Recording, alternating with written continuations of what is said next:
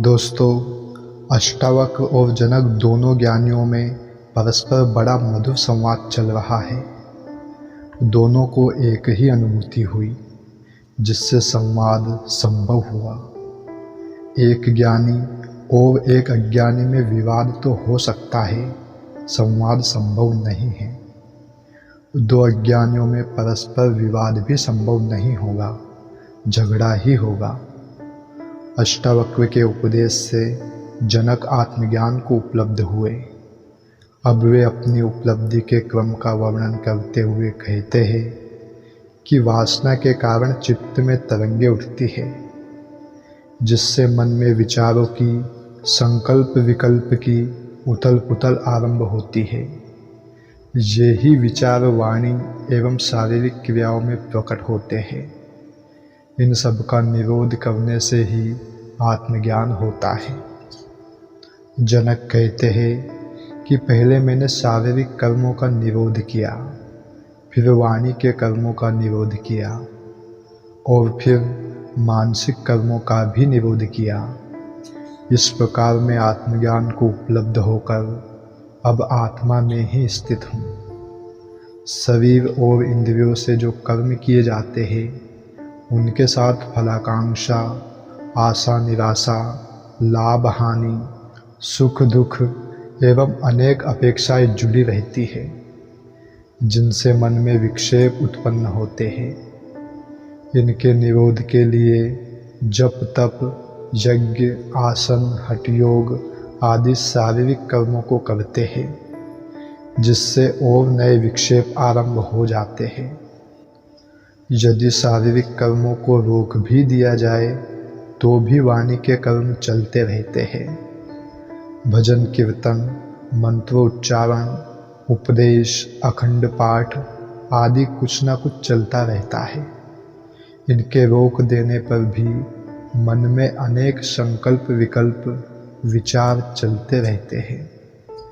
ये तीनों प्रकार के कर्म जब तक शांत नहीं होते तब तक चित्त शांत नहीं होता, एवं चित्त के शांत हुए बिना आत्मज्ञान नहीं होता। इन तीनों के निरोध का एकमात्र उपाय इतना है कि इनके प्रति उपेक्षा रखना। कर्म से कर्म को रोकने के प्रयत्न में नए कर्म उत्पन्न हो जाते हैं। अतः उपेक्षा, उदासीन होना, दृष्टा होना ही मार्ग है।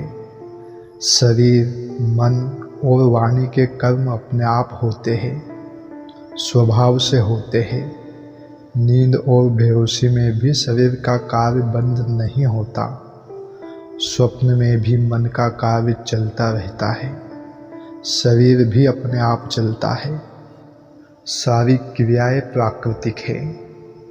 इसी प्रकार मन एवं वाणी की क्रियाएं भी स्वभाव से होती है। रोकने के प्रयत्न से ये ज़्यादा उग्र रूप से चलने लगती है। अतः अपने को इन सबसे अलग करके दृष्टा रूप होकर साक्षी भाव से देखने से इनका निरोध हो जाता है, जिससे इनसे मुक्त हो जाते हैं। अपने को कर्तापन से हटा लेना ही मार्ग है। इसी से चित्त शांत एवं स्थिर हो सकता है। यही वीतरागता है। मित्र शत्रु, प्रशंसा निंदा, त्याग ग्रहण, राग विराग सभी उपद्रव है। दोनों में ही रस है, आसक्ति है। ग्रहण में आसक्ति है तो त्याग में भी आसक्ति ही है। शत्रु, निंदा, विराग भी उल्टी आसक्ति है। इसलिए जनक कहते हैं कि मैं तीनों प्रकार के कर्मों का ना सहारने वाला हुआ। इस प्रकार अब मैं चैतन्य आत्मा में स्थित हूँ। कृत्यभावेन शब्दादेव दृश्यत्वेन चात्मनः विक्षेप एकाग्र हृदय एवमेवाहम स्थितः। शब्द आदि ऐन्द्रिक विषयों के प्रति राग के अभाव से और आत्मा की अदृश्यता से प्राप्त विक्षेपों से जिसका मन मुक्त होकर एकाग्र हो गया, ऐसा ही मैं स्थित हूँ।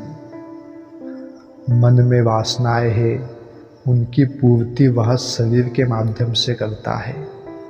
शरीर में 5 ज्ञानेंद्रियां तथा 5 कर्मेंद्रियां है।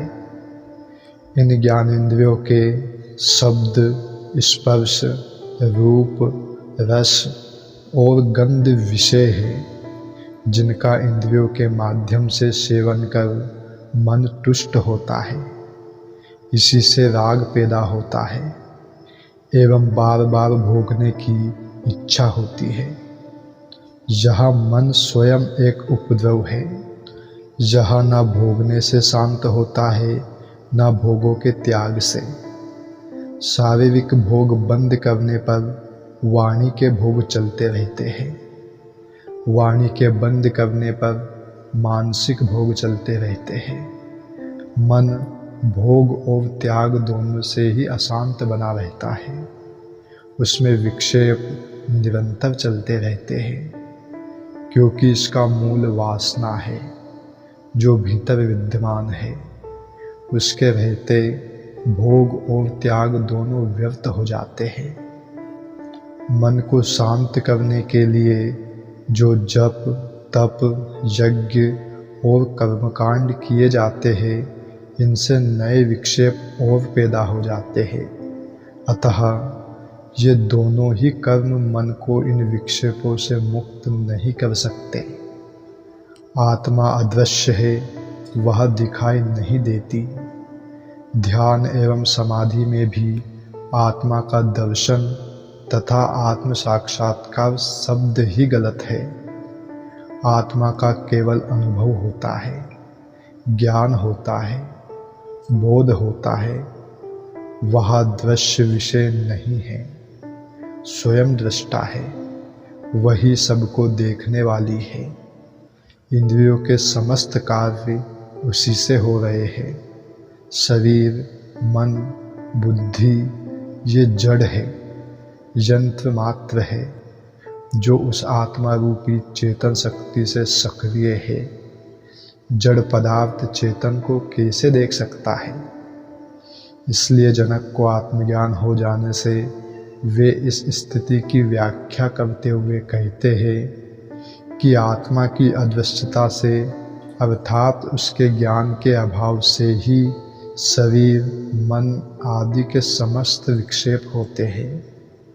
आत्म अज्ञान ही समस्त विक्षेपों का कारण है एवं सभी राग इसी अज्ञान से उत्पन्न होते हैं। अतः मुझे आत्मज्ञान हो जाने से अब मेरे समस्त रागों का अभाव हो गया तथा आत्मा की अदृश्यता से जो मन में विक्षेप पैदा हुए थे, उनसे अब मेरा मन मुक्त होकर एकाग्र हो गया है। अब मैं केवल आत्मा में स्थित हूँ तथा इन विक्षेपों से पार हो गया हूँ। यह आत्मज्ञानी की स्थिति है। शरीर और मन द्वारा किए गए कर्मों से आत्मा अस्पर्श रहती है। इसीलिए आत्मज्ञानी पाप पुण्य, शुभ अशुभ इन कर्मों से सर्वदा मुक्त रहता है। वह अच्छे बुरे कर्मों का न करता है, न उनके फलों का भोगता।